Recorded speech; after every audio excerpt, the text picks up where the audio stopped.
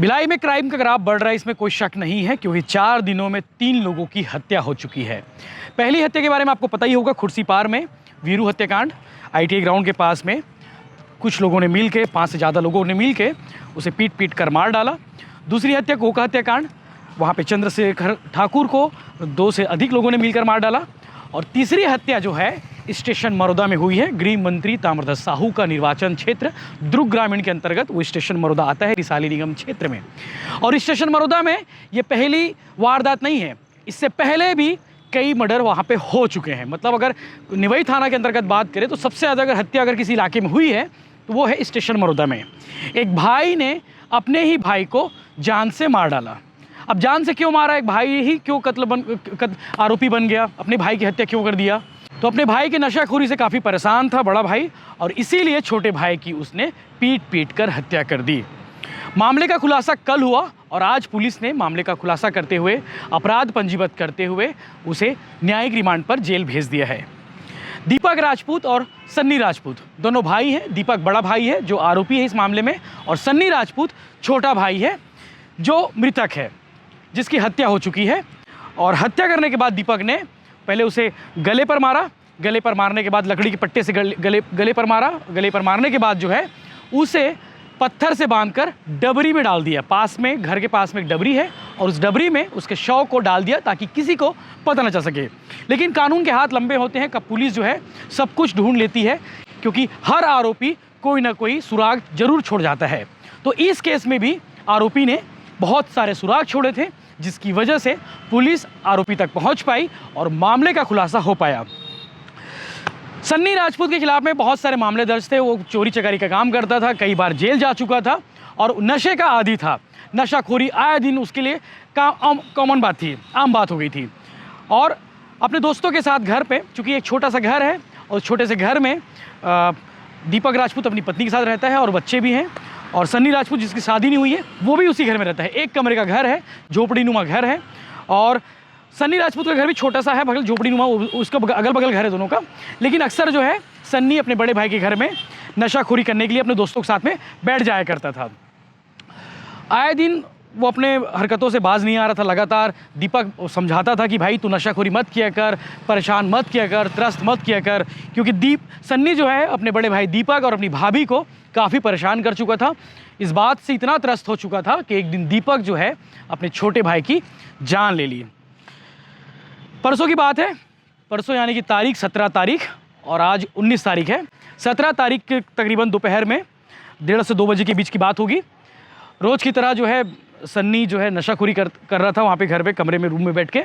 और दीपक पहुँचा तो दीपक के साथ उसने विवाद करने लगा, कहने लगा कि तुझे एक दिन जान से मार दूंगा, तू मुझे घर बनाने के लिए पैसे दे, दारू पीने के लिए पैसे दे। इस तरह की बहुत सारी बात की और दोनों के बीच में विवाद हुआ। और विवाद इतना हुआ कि दीपक ने पास में एक लकड़ी का पट्टा रखा हुआ था, उस लकड़ी के पट्टे को उठाया और सर पर, गले के ठीक बीच में उसने हमला कर दिया। एक ही वार में सन्नी राजपूत वहीं पर ढेर हो गया, यानी कि उसकी मौत हो गई तुरंत। दीपक की बात में समझ आ गई, हालांकि दीपक में मन में था कि अब इसको ख़त्म करना है, बहुत परेशान हो गया हूँ मैं, मेरी वाइफ, उसकी वाइफ भी परेशान है। दीपक हत्या की वारदात को अंजाम दे चुका था। हत्या की वारदात को अंजाम देने के बाद अपने बिस्तर पर उसकी लाश को सुला दिया था। सुलाने के बाद जो है शाम हो गई। शाम होने के बाद जो है जब दीपक की पत्नी काम से लौटी, चौका बर्तन काम करती है, और चौका बर्तन काम करने के बाद जब वो अपने घर में लौटी, घर में लौटने के बाद जैसे ही रूम में पहुंची, रूम में पहुंचने के बाद जैसे ही वो बिस्तर पर बैठी तो उसे एक हाथ टच हुआ।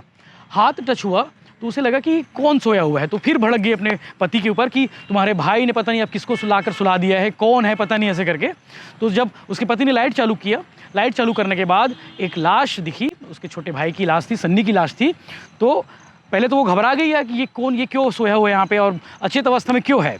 तो दीपक ने बताया कि मैंने अपने भाई को ख़त्म कर दिया है, कोई टेंशन नहीं है, अब परेशान नहीं करेगा, तंग नहीं करेगा। पहले तो वो घबरा गई कि ये क्या हो गया, तत्काल अपने मायके चली गई। मायके चले जाने के बाद वो रोते रोते मायके गई, मायके वालों घर वालों को जानकारी दी। तब तक इधर जो है लाश को ठिकाने लगाने की तैयारी दीपक कर चुका था और दीपक जो है लाश को अकेले ही पास के डबरी में ठिकाने लगा दिया, यानी कि उसके पैर पर पत्थर बांधा, पत्थर बांधने के बाद लाश को जो है पानी में डाल दिया, डबरी नुमा पानी है उसमें डाल दिया। अगले दिन दीपक की पत्नी नेवई थाना पहुंची और नेवई थाना पहुंचकर पूरी घटना के बारे में जानकारी दी कि उसके पति ने अपने छोटे भाई को मार दिया, यानी कि उसके पति ने देवर की हत्या कर दी है। पुलिस की टीम तत्काल रवाना हुई, पुलिस की टीम पहुंची। दीपक वहीं आसपास ही घूम रहा था, तो दीपक को पहले तो अरेस्ट किए। अरेस्ट करने के बाद दीपक से जब पूछताछ किए कि लाश कहाँ है, तो कुछ तो बता नहीं रहा था पहले तो। फिर पुलिस आसपास इलाकों में छानबीन की, तो पास में जो है डबरी जहाँ था घर के सामने, वो डबरी में लाश जो है तैर रही थी। सिर का हिस्सा जो है तैर रहा था, बाकी शरीर जो है नीचे था। पुलिस ने उसको रेस्क्यू किया, बरामद किया और बरामद करने के बाद जो है जब किनारे जब लाश आई तब पता चला कि लाश को बांधकर फेंका गया था पत्थर से। पुलिस ने उसको रिकवर किया, रिकवर करने के बाद पोस्टमार्टम भी भेजा। पोस्टमार्टम के बाद जो है आरोपी से पूछताछ की। आरोपी से पूछताछ करने के बाद उसने बताया कि वो अपने छोटे भाई से काफ़ी तंग आ चुका था, छोटे भाई के नशाखोरी से तंग आ चुका था और इसीलिए अपने भाई की हत्या कर दी। बार बार ये चीज़ें सामने आ रही कि जितने भी अपराध हुए हैं नशाखोरी की वजह से हुए हैं, शराब की वजह से हुए हैं, गोली की वजह से हुए हैं। अक्सर जो हम देखते हैं, चाहे वो चरस हो, गांजा हो, ड्रग्स हो, तमाम जो चीज़ें हैं या फिर शराब हो, इनकी वजह से अक्सर अधिकांश मामले क्राइम के देखने को मिले हैं। लेकिन समाज है सुधरने का नाम नहीं ले रहे हैं और लोग हैं इस पर जो है सबक नहीं ले रहे हैं। आए दिन घटना हो रही है, एक तरह से कहा जाए तो इसे रोकने की ज़रूरत है, हम सबको मिलकर रोकने की ज़रूरत है। समाज में जो व्यसन जो चीज़ें चल रही हैं इस पर थोड़ा लगाम लगाने की ज़रूरत है। सरकार को भी इस दिशा में पहल करनी चाहिए, लोगों की काउंसलिंग करनी चाहिए, लोगों को जागरूक करना चाहिए।